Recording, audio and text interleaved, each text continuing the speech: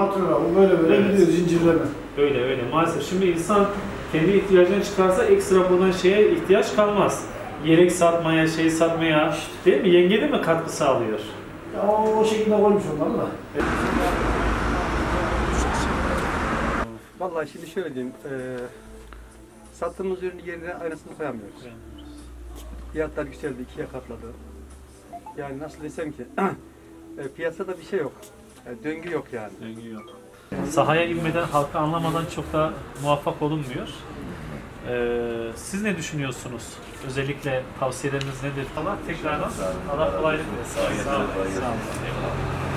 Siz döviziniz, rezervleriniz güçlü olmayınca böyle dalgalanmada bütün herkes ciddi anlamda belli sektörler daha fazla etkilendi. Giyim, gıda ayrıca ama giyim çok farklı. Yani insanlar almak istemiyor. Bundan kısabiliyor. Bir yağdan, şekerden, tuzdan kısmıyor ama bundan kısıyor. Dolayısıyla bu sektöre bir adım atılmadı bence.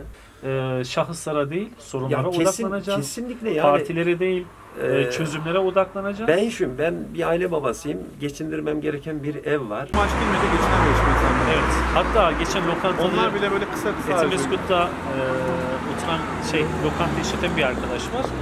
Dedim nasıl işler? Dedi çok iyi. Niye dedim? Dedi hepsi dedi aile fertlerin hepsi çalışıyor. Evde yemek pişirilmiyor. Çoluk çocuk hep beraber herkes dışarıdan yemek yiyor artık. İyi bir şey değil. Halkımızın yanındayız. Halkımızın dertlerini dertlenmek istiyoruz. Sadece mecliste olup halktan kopuk olmanın çok doğru olmadığı kanaatindeyiz. Bu işler oldu mu? Çok böyle engel olmak istemiyoruz ama... Evet. Esnaf ayakta bence duruyor. Duruyor. Evet. Duramıyoruz diyenler yalan konuşuyor. Sektöre göre değişiyor sanki. Ya yok ya, biraz şükürsüzlük var. Var mı? Şükürsüzlük çok var. Biraz tabii eski üretim, eski gelir düzeyi olmayınca Yani insanlar aslında biraz lükse alıştı. Lükse alışınca da bu sefer lüksünden taviz veriyor. Evet. Ama her gittiğimizde, her et almamızda farklı fiyatlarla karşılaşıyoruz. Yani bugün aldığımızı pazartesi gidelim farklı fiyat. Evet. Şimdi bizim özellikle tarım ve hayvancılık noktasında belki en büyük problemli olduğumuz sahalardan bir tanesi bu.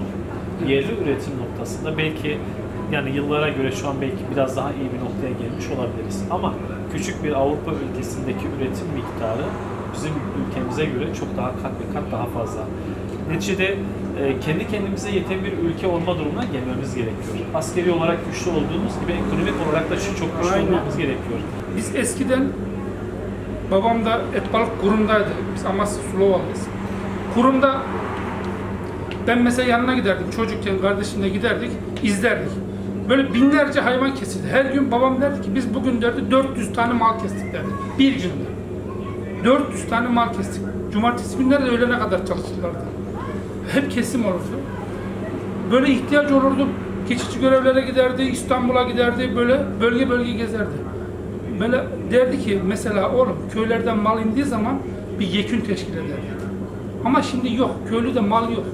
Köylü mal beslemiyor. Benim köyümde, ya düşünsene hazır yoğurt diyor insanlar ya. Köyde yumurtayı şehirden alıp götürüyor. Başkanım böyle bir şey.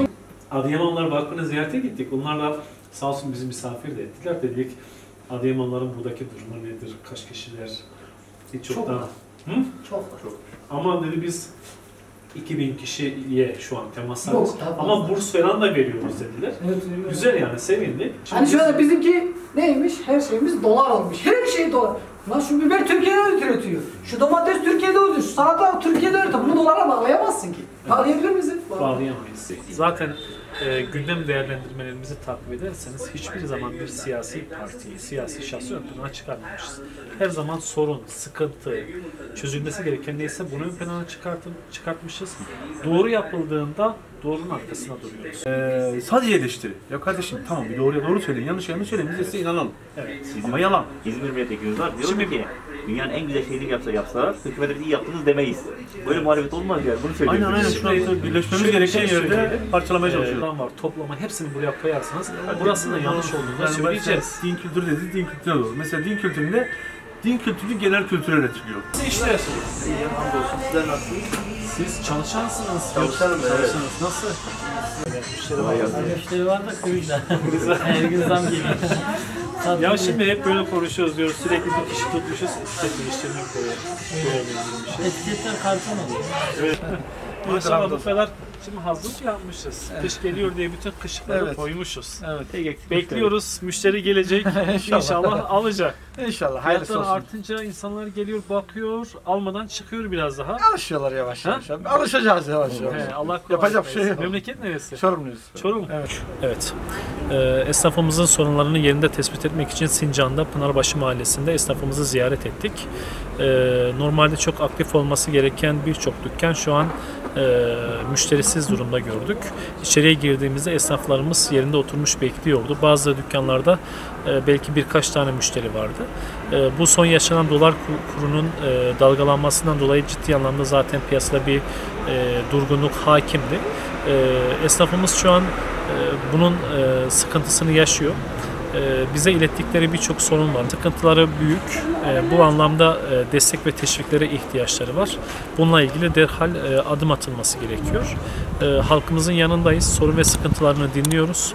Bunları ilgili mercilere taşıyacağız inşallah.